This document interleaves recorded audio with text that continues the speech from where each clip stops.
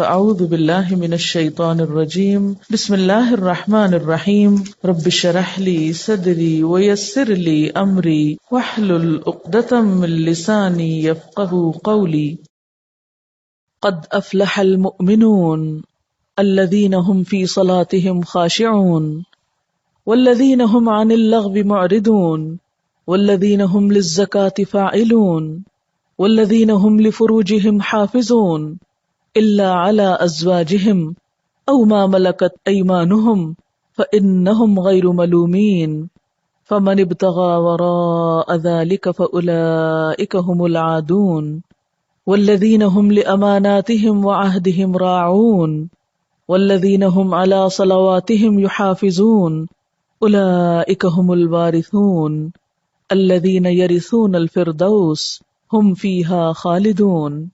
یقیناً فلاح پائی ہے ایمان لانے والوں نے جو اپنی نماز میں خشوع کا طریقہ اختیار کرتے ہیں، لغویات سے دور رہتے ہیں، زکوٰۃ کے طریقے پہ عامل ہوتے ہیں، اپنی شرمگاہوں کی حفاظت کرتے ہیں سوائے اپنی بیویوں کے اور ان عورتوں کے جو ان کی ملک یمین میں ہوں کہ ان پر محفوظ نہ رکھنے میں وہ قابل ملامت نہیں ہے، البتہ جو اس کے علاوہ کچھ اور چاہیں وہی زیادتی کرنے والے ہیں، اپنی امانتوں اور اپنے عہد و پیمان کا پاس رکھتے ہیں اور اپنی نمازوں کی محافظت کرتے ہیں، یہی لوگ وہ وارث ہیں جو میراث میں فردوس پائیں گے اور اس میں ہمیشہ رہیں گے. آج کا موضوع ہوگا نماز میں خشوع کیسے پیدا کیا جائے. عموماً لوگ شکایت کرتے ہیں یا پریشان ہوتے ہیں کہ ہم نماز تو پڑھ لیتے ہیں لیکن ہماری نمازوں میں خشوع نہیں آتا، یا نماز پڑھ کر سکون نہیں ملتا، یا نماز پڑھتے ہوئے دلوں میں بہت وسوسے آتے ہیں. تو آئیے دیکھتے ہیں کہ ان آیات کی روح سے ہم اپنی نمازوں کو کیسے بہتر بنا سکتے ہیں اور نماز میں خشوع پیدا کرنے کا طریقہ کیا ہو سکتا ہے. الذین هم فی صلاتهم خاشعون، وہ لوگ کامیاب ہیں جو اپنی نمازوں میں خشوع رکھتے ہیں، خشوع اختیار کرتے ہیں. خشوع کا لفظ خ شین عین سے ہے جس کا معنی ہے سکون. ایسی نماز جس میں سکون ہو، دل کے اندر بھی اور ظاہری حرکات میں بھی، یعنی دل میں اللہ کا خوف ہو، اللہ ہی کی محبت ہو، اللہ کی طرف دھیان ہو، اور دل کے اندر یہ احساسات اتنے گہرے ہوں کہ انسان کے ظاہری رویے میں بھی نظر آ رہے ہوں، اس کے اعضاء پر بھی ان کا اثر ہو. پھر خشوع کا معنی کسی کے آگے جھک جانا، دب جانا، عاجزی اور انکساری کا اظہار کرنا بھی کیا گیا ہے. تو گویا خشوع کا لفظ آتے ہی دل میں پہلا خیال کیا آنا چاہیے؟ سکون، ٹھہراؤ، ریلیکس، عاجزی، جھکاؤ. اسی لیے ہم دیکھتے ہیں کہ حضرت مجاہد کہتے ہیں کہ نظر اور آواز کو پست رکھنے کا نام خشوع ہے. حضرت علی رضی اللہ تعالیٰ عنہ فرماتے ہیں کہ دائیں بائیں التفات یعنی گوشہ چشم سے دیکھنے سے بچنا خشوع ہے. یعنی نماز میں کھڑے ہو کر دائیں بائیں نہیں دیکھنا، ادھر ادھر نہیں دیکھنا، اور آنکھوں کے کناروں سے بھی نہیں دیکھنا. جو اس سے بچ جائے گویا وہ خشوع کی حالت میں ہے. حضرت عطا فرماتے ہیں کہ بدن کے کسی حصے سے نہ کھیلنا خشوع ہے. یعنی نماز میں بے وجہ کھجانا یا کپڑے ٹھیک کرنا، ہلنا جلنا، آگے پیچھے ہونا، کبھی ٹانگ اٹھانا، کبھی انگلیاں مروڑنا، کبھی کچھ کرنا، کبھی ایک ٹانگ پہ بوجھ ڈال کے کھڑے ہو جانا، یہ سب چیزیں خشوع کے خلاف ہیں. حضرت ابو ذر رضی اللہ تعالی عنہ سے روایت ہے کہ رسول اللہ صلی اللہ علیہ وسلم نے فرمایا، اللہ تعالیٰ نماز کے وقت اپنے بندے کی طرف برابر متوجہ رہتا ہے جب تک وہ دوسری طرف التفات نہ کرے. یعنی بندہ جب رب کی طرف متوجہ رہتا ہے تو رب بھی بندے کی طرف متوجہ رہتا ہے. جب وہ دوسری طرف التفات کرتا ہے یعنی گوشہ چشم سے دیکھتا ہے تو اللہ تعالیٰ اس سے رخ پھیر لیتے ہیں. یعنی آپ کا دھیان اگر اللہ کی طرف رہا تو اللہ کی توجہ بھی آپ کی طرف، جو ہی آپ نے ادھر ادھر منہ کیا، توجہ کی، اللہ نے بھی اپنا رخ پھیر لیا. نبی کریم صلی اللہ علیہ وسلم نے حضرت انس کو حکم دیا کہ اپنی نگاہ اس جگہ رکھو جس جگہ سجدہ کرتے ہو، اور یہ کہ نماز میں دائیں بائیں التفات نہ کرو. یعنی نماز کو خشوع کیا ہے؟ نگاہیں سجدے کی جگہ ہوں. اگر آپ اس عمل میں کامیاب ہو جائیں تو یقین مانے آپ کی نماز میں خشوع آ جائے گا. بہت سے لوگ یہ سمجھتے ہیں کہ شاید آنکھیں بند کر کے نماز پڑھنے سے زیادہ خشوع آتا ہے، جو کہ غلط فہمی ہے. ایسا کرنا پسندیدہ بھی نہیں. لگتا بہت آسان ہے کہ کچھ چیز نظر نہ آئے تو ہمارا دھیان زیادہ اللہ کی طرف ہو جائے گا، لیکن آج آپ نماز میں تجربہ کر کے دیکھیں، جو لوگ آنکھیں بند کر کے پڑھتے ہیں وہ آنکھیں کھول کر سجدے کی جگہ دیکھنا شروع کریں. اس میں یہ ہوتا ہے نا کہ جب ہم بچپن سے ایک طریقے پہ نماز پڑھ رہے ہیں، کبھی کسی نے ہمیں ٹوکا نہیں، کیونکہ ہم سب سے زیادہ مائنڈ اس وقت کرتے ہیں جب کوئی ہماری نماز کی اصلاح کرنا چاہے. عام طور پر اگر آپ لوگوں کو کسی بھی چیز سے روکیں تو وہ اتنا نہیں برا مناتے، لیکن اگر نماز کے بارے میں تھوڑی سی بات بھی کر دے تو ہائپر سینسٹیو ہوتے ہیں، غصہ کرتے ہیں. کیوں کہا؟ اگر مثلا کسی نے اگر دوپٹہ باریک لیا نماز میں تو اسے روکا جائے کہ نہیں یہ ٹھیک نہیں، یا اگر ٹخنے ننگے ہو رہے ہیں اور بتایا گیا، یا یہ کہ نماز کا طریقہ درست نہیں، اگر اس میں کسی نے تھوڑی سی بھی مداخلت کر دی تو ناقابل برداشت. تم ہوتے کون ہو مجھے کچھ کہنے والے؟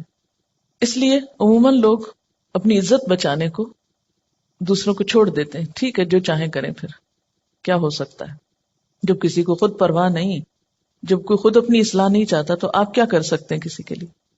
اور بعض اوقات انڈائریکٹلی بیسیوں بار سمجھانے کے باوجود بھی لوگ اپنا طرز عمل نہیں بدلتے.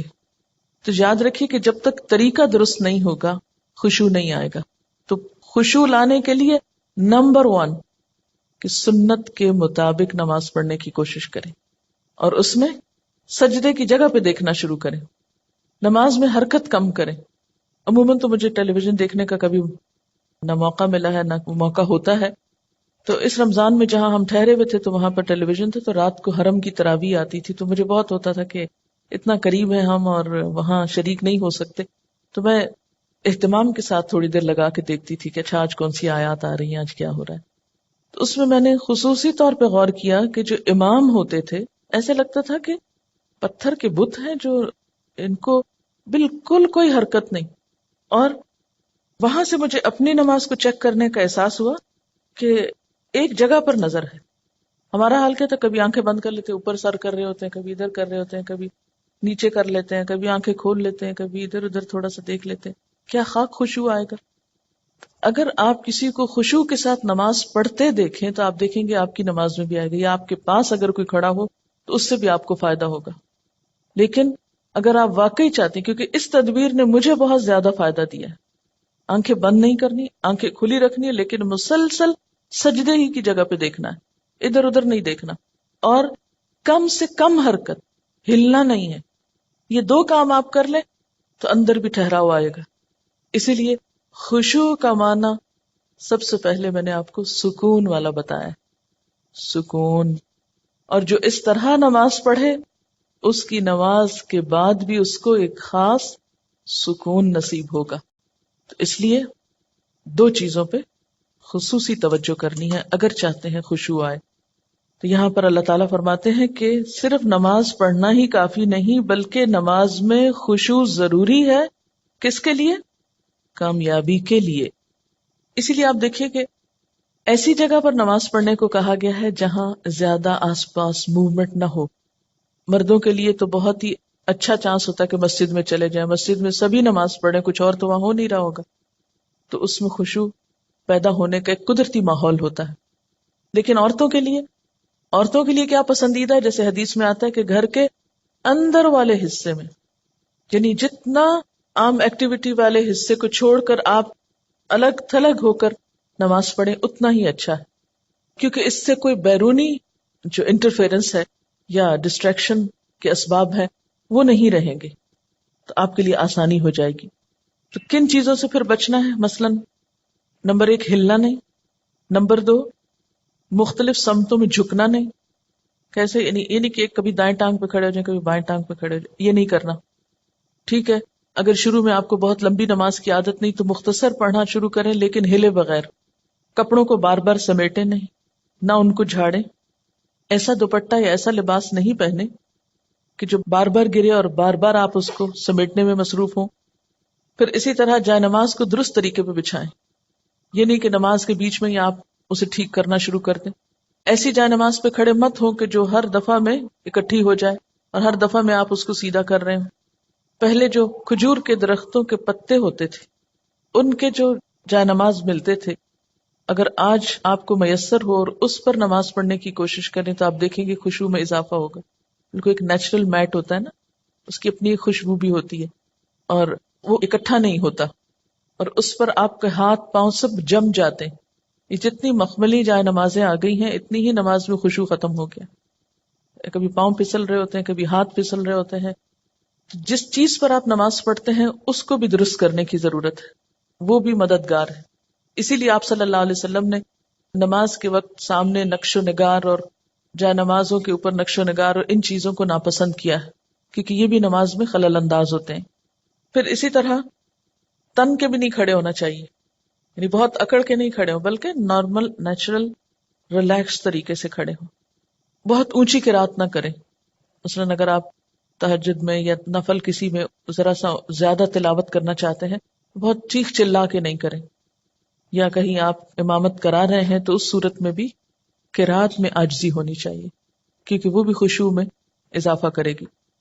اسی طرح گا گا کر تلاوت کرنا یہ بھی درست نہیں. مصنوعی تکلف سے تلاوت کرنا، پھر اسی طرح نماز میں جمائیاں لینا اور لیتے چلے جانا، نہیں، ان کو کنٹرول کریں. اسی طرح جلدی جلدی کرنا، کیونکہ خشوع کیا ہے؟ سکون. اور سکون میں کیا ہے کہ آپ جب قیام کریں تو ہلنا بند کر دے، رکوع کریں تو اتنی دیر رکوع کریں کہ جسم ہلنا بند کر دے، رکوع سے جب اٹھیں تو کھڑے ہو کر دوبارہ اتنا کھڑے ہوں کم از کم کہ آپ کا جسم ہلنا بند کر دے.